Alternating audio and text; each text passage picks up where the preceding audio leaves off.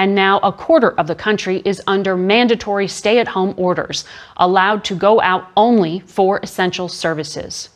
One of the states with that mandatory order is California. CBS News correspondent Jamie Yukas reports from Los Angeles. California's stay-at-home restrictions went into effect late last week. But for New York, New Jersey, and Illinois, tomorrow will be the first day when most of the close to 40 million people in those states are being asked not to go to work.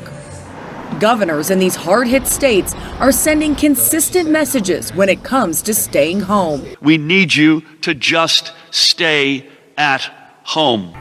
Stay home. Make no mistake, beginning Friday, Stay Home Minnesota is an order, meaning you should not socialize or gather in groups, visit loved ones in hospitals or nursing homes with limited exceptions, and not go to work unless providing an essential service. Is live in Grand Rapids with the punishment you could face for violating governor's orders. According to our media partners at 9 and 10 News, the stay-at-home order will be enforced as needed, and violators could face a 90-day misdemeanor and a $500 fine. Their main goal is to stop the spread of the virus.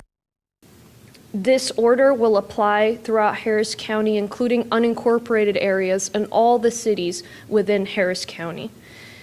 To put simply, this means that all of us should stay home unless our jobs are essential for the health and safety of our community. Dozens of tri-state churches are canceling services over coronavirus fears, including one of the largest in the region. Crossroads Church senior pastor Brian Tome tells WCPO9 that having services online only was a call that was tough to make, but necessary for the thousands who attend regularly. The Archdiocese of Cincinnati has also excused Catholics from Sunday Mass. The spread of coronavirus has church after church canceling their in-person services, as we just told you, but there are a few who are choosing to keep their doors open. That's where we find WCPO 9 News reporter Jasmine Miner. Good morning, Jasmine.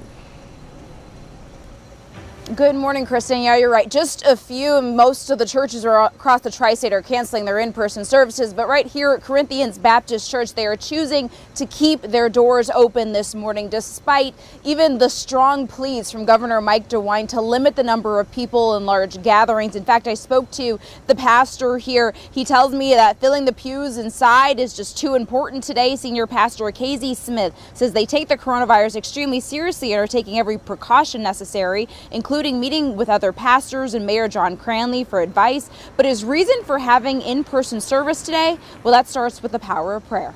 Thankful for the doctors and the healthcare workers, everybody looking for a cure, but we believe that the real cure is going to come from God. So I seen on Fox News that all these governors want to shut down the churches because of this whole canola virus, and they don't care about you. Lamestream media, Democrats, they don't care about you. If they did, then what on flat earth is safer than a church? If you don't believe me, go ask the Catholics and the Southern Baptists. They don't care about you. There ain't nothing dangerous about dipping your hand in some holy water that 1,000 other people have touched. You wanted me to wash my hands? Well, there you go. There ain't nothing dangerous about being in close proximity to people holding their hands during a pandemic. There ain't nothing dangerous about passing out bread and wine to 1,000 people, and they do it different in every church. My church, we got wine and we call it blood. Other churches, they got grape juice, they call that blood light. But I digest. They don't care about you. And I say, go ahead and get sick. It's God's will be done. God is in control, and if you do get sick, the pastor will heal you up for a small fee. God is in control.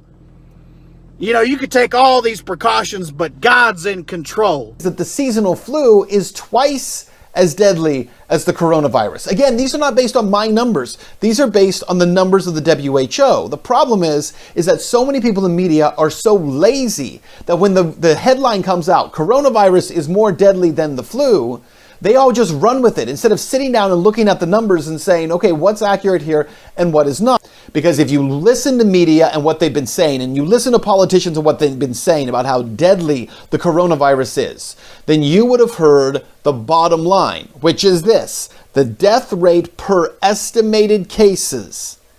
Again, the death rate per estimated cases of the seasonal flu in the United States was 0.1%. The death rate for estimated cases in the coronavirus was not available because they didn't have estimated cases. So instead, you go to the death rate per confirmed cases. And they said coronavirus was at 2% and globally was at 4%. The global deaths, 4%. The US deaths 2%, and they average them out and they say 3.4% is the death rate for the coronavirus. But look at the number right beside it, because these are the actual confirmed cases. So they used confirmed cases to come up with the numbers for the coronavirus, but they used estimated cases to come up with the death rate for the seasonal flu. Look at the confirmed cases for seasonal flu, and it's at 10%. So 10% of confirmed cases matches the death rate for the flu, 3.4% for the coronavirus. That means that the seasonal flu, if we're using an apples to apples comparison, guys, is twice as deadly as the coronavirus. So this idea that the coronavirus is this unbelievable plague-like virus of which there is no turning back, it's Armageddon, it's the end of times, is false. Now, that doesn't mean that it's not dangerous. There are people who are dying from the coronavirus. That is a true statement. It is true that older people who have health complications and pre-existing health conditions can, and some of them have already died from the coronavirus. That is true.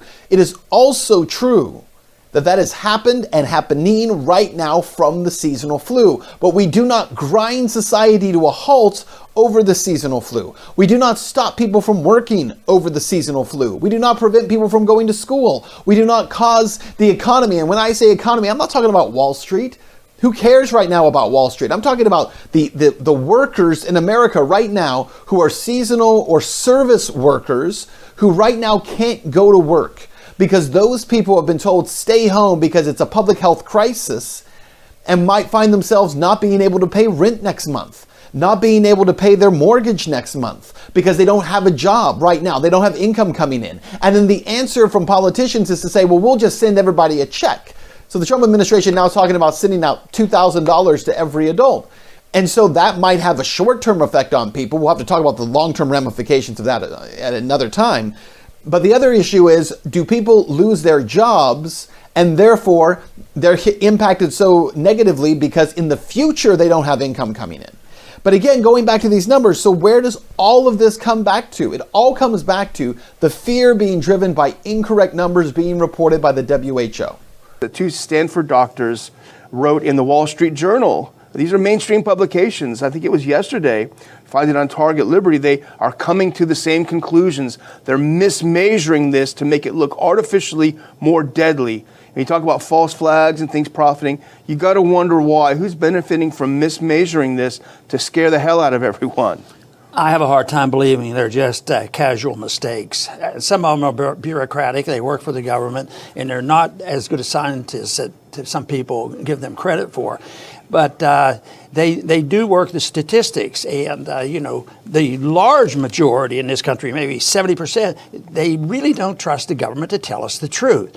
The stats on economic policies are misleading to us. How often have we been lied into war? And right now, I think if anything, this might end up going down in history as one of the biggest fake news stories ever. If this is true, what these statistics are pointing out, that shows it's just not the coronavirus, this is it, and it kills this number of people, and we can predict it. It looks bad, so we have to have martial law. Yeah. I don't believe that for a minute. But I do believe that the virus can compound problems that already exist and contribute to the death of people. And a lot of people know this already. Some people suggested, maybe we don't have to have this total control of people. Maybe people that happen to be elderly and have a disease, that we should be more cautious with them. But generally, that's been the case. Common sense has frequently protected people like this, that whose immune system is down because of cancer or something else. They use common sense.